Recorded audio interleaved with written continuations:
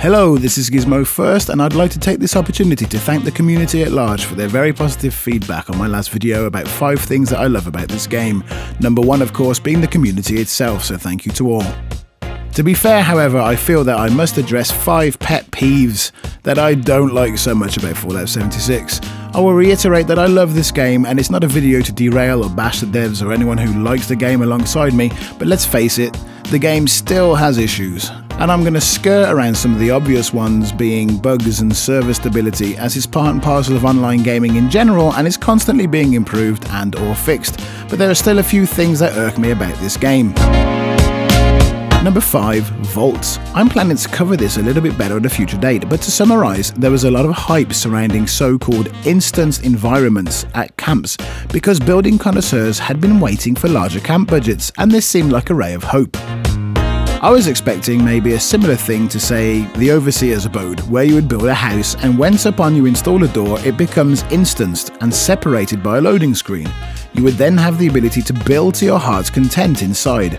Alas, it was later made known that it would be instanced vaults, which didn't kill the momentum, but when the PTS came around, it was clear that a lot of things that you could build in your camps, like vendors and display cases, wouldn't be available in the vaults, and that when you visit players' vaults, they often are empty, or with a scattering of items to pass the daily challenges. Number 4, damage glitch. It's sod's law, but every time I try to record this, I get perfect damage, so I'll only state that many high-level players should be downing their enemies quicker. But I've often seen death claws, scorch beasts, super mutants, and even mole rats quickly restoring their health. It was much worse before the big nerf at the start of the year, and after asking other players for more details, it seems that the more perk cards you have equipped for damage, the more confused the aged system becomes about how much damage you should be doing. Indeed, I tried deactivating my damage perks, but it's hard for me to tell without playing extensively if this is the case. But regardless, you should be spared the disappointment of not gaining the damage you desire after grinding so many hours to achieve it.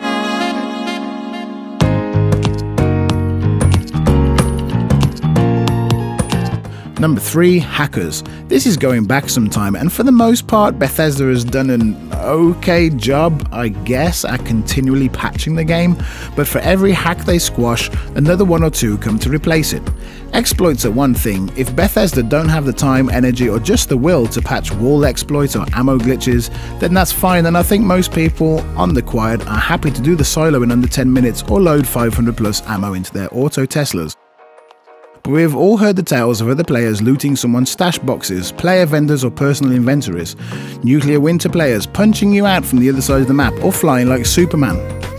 In fairness, Fallout isn't the worst game for this right now, big games like Call of Duty now having serious hacker problems and communities, but we can guarantee that when they have their next big hacker wave, the media will jump on the opportunity to again dump on the game we love and do more irreparable damage to its reputation.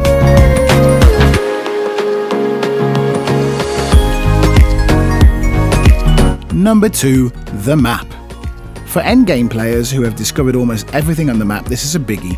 We want more map, and this is systematic of the game's marketing strategy as a whole, which is geared to hooking new players but doesn't cater for people level 200 plus all that much. One wasteland made it easier to move around the map, being any level, but new areas with stronger monsters wouldn't be amiss in the game, where you only dare to tread if you are level 200 plus. Maybe Expeditions would address this, but that puts it in 2022, if at all.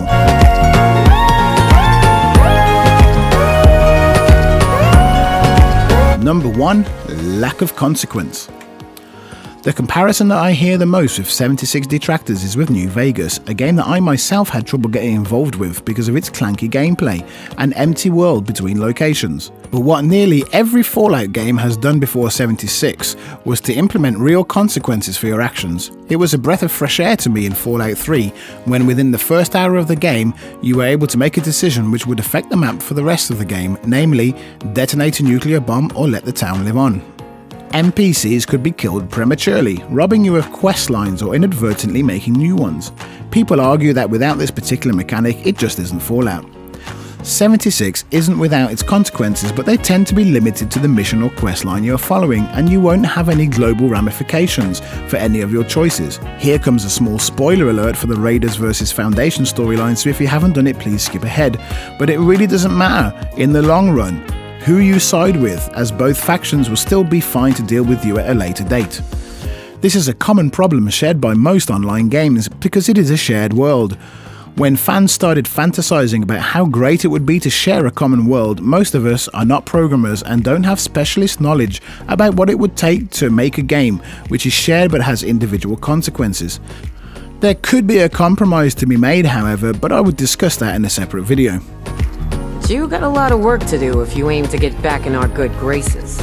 I'd request that you be kind to the game in the comments section, as my channel doesn't exist to promote bashing of the devs or fans, but rather to engage in discussion about issues both nice and nasty, so feel free to express what gets to you the most. Please hit the like and subscribe buttons, and I hope to see you again soon. This is Gizmo First, and bye for now.